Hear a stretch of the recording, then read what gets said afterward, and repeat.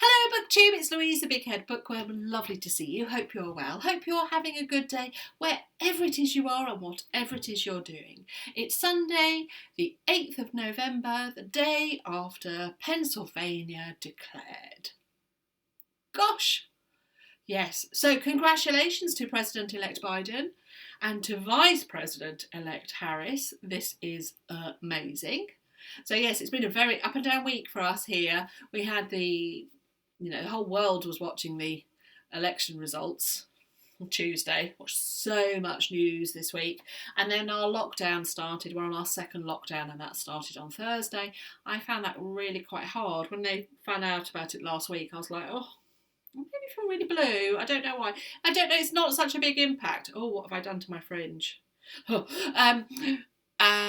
It wasn't such a big impact as last time, and now I've got a long piece of hair that's right in the middle. Oh, fringes. Quite hard work, aren't they? Just thought I'd put that out there.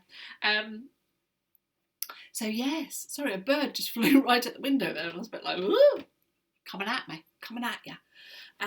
Yes, so then we had yesterday. So Benedict, who's our 11-year-old son, 12-year-old son, where did 11 come from? 12-year-old son, came running down the stairs yesterday going, Mum, just heard on the WhatsApp chat that Pennsylvania have declared.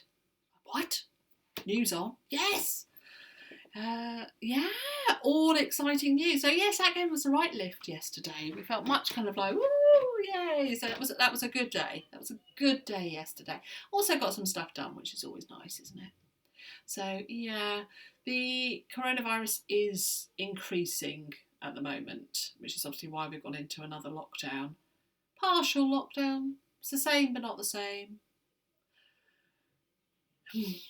So yes, just have to get on with it. If you're new here, then hello, my name's Louise. I live in the east of England with my husband and our 12-year-old son and 3 cats.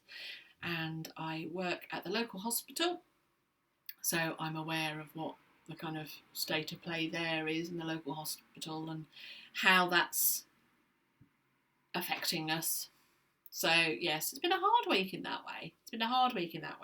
But today's Sunday and the sun is burning through from the fen fog, which rolled in this week. It's been very foggy, but it's definitely breaking through. We've got no washing on the line of the neighbours opposite. Slightly obsessed with their lines, always. Yesterday, they did some bedding. Well done, that family.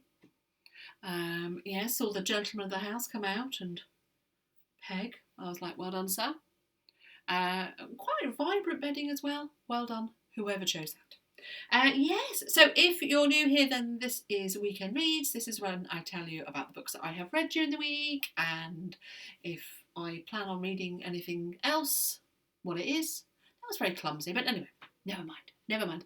Let's talk about books. Let's talk about books, baby. Let's talk about you and me. Let's talk about all the good things and the bad things that we read. Let's talk about books. So, I finished it. Oh, yes. It's a chunky one. It is Midnight Sun by Stephanie Meyer. And this is the 5th in the Twilight series, which is a paranormal fiction, YA fiction, set in Oregon. Yes. Is it Oregon? Now I'm doubting myself whether it's Oregon. Anyway, it's in Forks, which is a made-up place, and it's about vampires, and it's about Bella, who's 17, who falls in love with a vampire. And Twilight series, incredibly, chap coming out. We're just going somewhere else. For a second I thought we were going to have live laundry action, and I got very excited, but he's just gone into the shed. Okay, power down, everybody, power down. So yes, and Bella falls in love with Edward, who's a vampire. She's drawn to him. It was a huge blockbuster. All the teenage girls loved it. It was a huge book series, and then it became a huge movie franchise, and it spawned lots of others, copycat ones. This is a long book, 700 and pages. It has been a long time in the making. 700 and she writes at the back and says, whew, this took a while. And I actually heard somewhere it was like 15 years. She started it, and then, yes, 15 years. She started it, some of it leaked, and I don't know whether the reaction was that bad, she thought, oh, I won't do it, or whether they were clamouring for it. But she then wrote it and has written it over the last 15 years, and it got released this year in August. And as I was a fan of the previous books, it was more for the feeling it kind of gave me. I thought I shall definitely give it a go when I saw it, and I thought I'm just in the mood for this, and I've read it really quickly, which I tend to do anyway, and I have done this as a service for everybody else, because you don't have to read it now. You don't have to do it. I did it, it's fine. Took one for the team there, which gives you an idea of what I felt about it.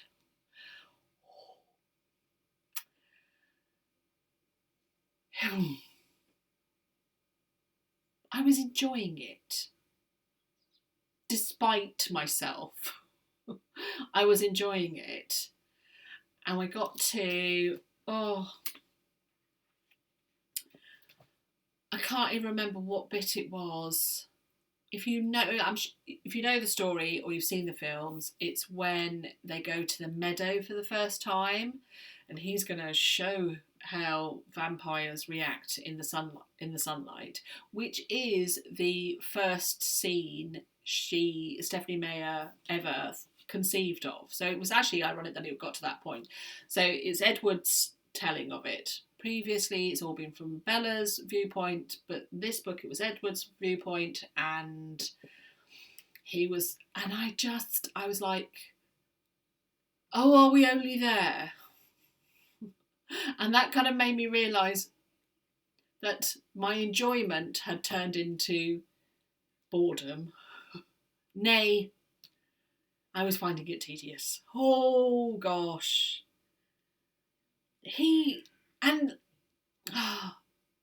I read some reviews when I finished it to see whether I was unusual in my reaction to it, and gather that I am not unusual in my reaction to it, because it put me off Edward. It's so repetitive. His thought system is just it's so repetitive. We're going back and to the same things, and he is very superior, I have to say. And these lovely moments that you kind of thought he was admiring her, he's not. He's just going through some sort of thought process about not eating, not sleeping, or not. It was an awful lot of what's not happening and what he can't do. Which is there's a lot of this book where it's just him bemoaning what he can't do and all the things that are problematic. There's a lot of that. And he's quite tedious. He is quite a tedious vampire in my views. In my view, oh my word. And I've always, the writing isn't, I didn't go into it expecting it to be glorious fiction. I knew it wasn't going to be prose that would live with me, that would transport me, that I would savour. But I was struck with the lack of description. How there's so little description. There's no. I was kind of relying on my own imagination, which is grand. I can do that, no worries. And also the film. There was no description. For somebody that is supposed to fall in love with somebody as quickly, it's an awful lot to do with the fact that she smells yummy, is what I gather. But then he's like, she's the most beautiful. And he's like, what? Why? Why are you feeling that about Bella? Why? What? Where's the... Well, give me the why. Help me feel that. Help me feel why you're so taken by her. What is it? What is it? Kind of help me perhaps with a little bit of description. I mean, none. There's so little description about anything really, about kind of what people are wearing or what people are, you know, what kind of the physicality of it. And the description that is there is tedious. I'm sorry, that's the word I have been stuck with this book. I've done it. I've taken it on the chin, people, for you. You don't have to do it. You don't have to go there. I mean, I read it really quickly because I do read things really quickly, but I was skimming it towards the end. I was like, I mean, because I know the story, we all know the story, and I just was like, yeah. I hope she doesn't do any more. Just leave it be, love. Just leave it be. Move on. Find something else now. Done. We're done on that one. So, yes. I'll keep it because it'll add to my collection. I'll have the full set, but not good. Not good. So if you've been on the fence about whether to purchase it, let me extend a hand and help you pop off that fence into the side that's like, don't bother. Don't bother. So I picked up something different, which is something completely different. Sorry, itchy nose there. A Woman Unknown by Frances Brodie, which is the 4th in the series. It's a Kate Shackleton mystery. These are set in the 1920s. Kate Shackleton is an independent woman. She lost her husband was declared missing in the First World War, and she became a private investigator, partly because she just couldn't accept that, and so helped other women, and now she's a private investigator, and set in the north of England, near Leeds, and I don't know why I don't love them more than I love them. It's been kind of that kind of week for me, reading-wise. I think there's an element of my mood hasn't been phenomenal because of lockdown and work, kind of the work situation. The work situation's grand. It's just kind of the odd time that we are in, and concern about the election and the kind of general mood of everywhere. I think may have impacted it, but there's something about this series. I should love it more than I do. I can't put my finger on what it is that I am not as drawn to as I would imagine. I really stop saying really, Louise. I should be overwhelmed with joy about reading the 1920s cosy crime mystery, because that is absolutely my kind of book. And I have quite a few of them in the series, which I picked up from charity shops. So I have this one, and I have the next two, at least the next two, and I haven't been picking them up. And there's a reason why I haven't been picking them up, because I feel quite cool about them. So I'm on page 156. This one is about somebody in the aristocracy who is wanting to divorce his wife, and they use a lady who will be cited as a co-respondent. She's kind of an unknown woman, as in the woman unknown, who is cited in divorce proceedings so that his actual mistress doesn't have to be, and he's found dead on the night where he's supposedly having an affair, but he's not actually having an affair, although he is having an affair. That's not very well described, but that's the way that's the kind of thing. So there was this, I don't know whether it was actually did happen, that there would be this kind of arrangement that they would go to a hotel and supposedly spend the night together, and the chambermaid would come in and see them in bed together, although, it can bring the breakfast tray in the morning and see them in bed together, and could go to court and say, yes, I saw him, he was being a rotter and have an extramarital affair. but it's not actually his mistress. It's a kind of a woman for hire, and they don't actually do the deed, supposedly. So yes, and it's her. So it's kind of her story, and the kind of mystery is how, you know, there's a murder mystery because it's like he was found dead in the morning and she scarpered, which you can kind of understand. So yeah, so there's kind of two strands to the story, and I like Kate. I like the situation. It's well written. It's got lots of description. I can visualise it.